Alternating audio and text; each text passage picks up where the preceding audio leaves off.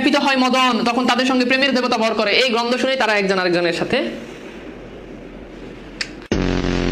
গন্ধ যখন ছুটে আসে তখন সতত দম্পতি, সর্বদা দম্পতি কি করে, দম্পতি তখন আর স্বাভাবিক থাকতে পারে না, তারা একজন আরেকজনকে কি করতে থাকে, ভালোবাসা দিতে থাকে।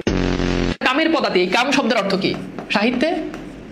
কাম শব্দের অর্থ কি? কাম মানে যে আমরা বুঝি কাজ, কিন্তু সাহিত্যে কাম মানে কি? হ্যাঁ কাজ, কিন্তু কোন কাজ? এই সাধারণ কাজ না, ভালোবাসার কাজ। বর্ষাকালে ব্যাঙের আওয়াজ শুনো না? ব্যাঙরা অনেক উত্তেজিত হয়ে যায়, বুঝছো, বর্ষাকালে প্রেমের জন্য। হ্যাঁ, দেখবো যখন শীতকাল আসে তখন দেখবো মানুষ ভরপুর বিয়ে করে। কেন শীতে বিয়ে করে? কেন শীতে বিয়ে করে? তোমরা যেটা বুঝছো আমিও সেটাই বুঝছি। বাংলা একটা প্রবাদ শুনছো, বর্ষাকালে কুত্তা পাগল।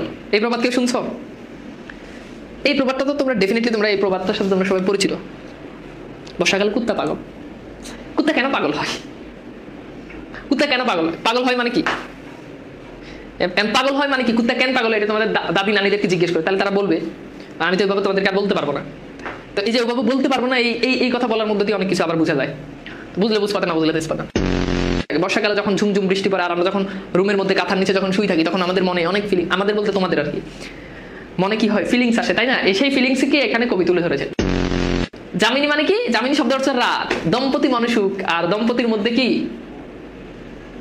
রাতে সুখ জাগে, মানে প্রেম প্রেম ফিলিংস হয়।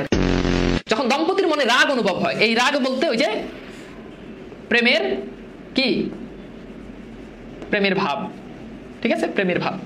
তখন এই পাখিগুলো কি হয়, তাদের মধ্যে যেন সুখ অনুভব হয়। অর্থাৎ মানুষ যখন ভালোবাসায় যখন মিলিত হয় একজন আরেকজনের সাথে, দম্পতি যখন একে অপরের সাথে যখন মিলিত হয়, তখন ওই পাখিগুলোর মধ্যে মনে হচ্ছে যে কি সুখ তৈরি হয়েছে। এই পাখিগুলোর মধ্যে মনে হচ্ছে যে কি চঞ্চলতা তৈরি হয়েছে। মানে হচ্ছে তখন এই শুভ্র গন্ধযুক্ত আলতা ব্যবহার করা হয়, এবং আলতা ব্যবহার করলে তো বউ যখন আলতা ব্যবহার করে তখন জামাই তো আলতার দিকে তাকাই মনে করে দিয়ে আর স্বাভাবিক থাকতে পারে না, অস্বাভাবিক হয়ে বইয়ের কাছাকাছি চলে যায়, কাছে আসার গল্প আর কি। তো তখন তাদের মধ্যে কি হয়, অন্যরকম অনুভূতি সৃষ্টি হয়। এটা আমি খুব সাদা ভাষায়, মানে সাদা মাটা ভাষায় লিখলাম আর কি। অন্যরকম অনুভূতি বলতে কোন অনুভূতি, এটা আর আমি লিখতে পারি না, তাই না? পদ্মাবতী এতটাই সুন্দরী ছিল যে পদ্মাবতীকে যখন, যেই কোনো দুনিয়ার এমন কোনো পুরুষ নাই যেই পুরুষ দেখলে তাকে দেখলে স্বাভাবিক থাকতে পারতো, তাকে দেখা মাত্রই পুরুষ অস্বাভাবিক হয়ে যেত। অস্বাভাবিক হয়ে যেত মানে কি, এটা কি আবার বোঝান লাগবো? স্বাভাবিক থাকতে পারতো আর কি।